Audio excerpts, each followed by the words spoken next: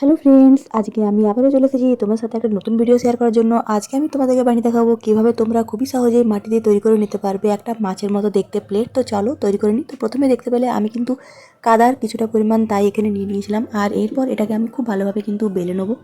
একটু পাতলা করে পুরোটাই খুব সুন্দর করে বেলার পর আমি এখানে দেখতে পাচ্ছ একটা কিন্তু ধ্যাবড়া ছুরি দিয়ে খুব সুন্দর করে এখানে মাছের মতো শেপ করে কেটে নিচ্ছি। আর এখানে দেখো আঁকা বাঁকা যে সমস্ত জায়গাটা ছিল, মানে উঁচু নিচু জায়গাটা ছিল, সেটাকে আমি খুব ভালো করে কিন্তু শেপ দিয়ে নেবো। এরপর দেখো আমি কিন্তু একটা রাউন্ড করে নিলাম একটু কাদা দিয়ে। এরপর আমি যেটা করবো, দুটো পাখনা লাগিয়ে নেবো আর এটাকে একটু ভালো করে শেপ দিয়ে নেবো। অবশ্যই এখানে আমি কিন্তু জলের ব্যবহার করব, সবসময় কিন্তু তোমরা চাইবে এক্ষেত্রে জলটাকে ব্যবহার করতে। এরপর একটু মাছের মতো ডিজাইন আমি এখানে তৈরি করে নেবো। এরপর এটাকে আমি রোদ্রে খুব সুন্দর করে কিন্তু শুকিয়ে নেবো।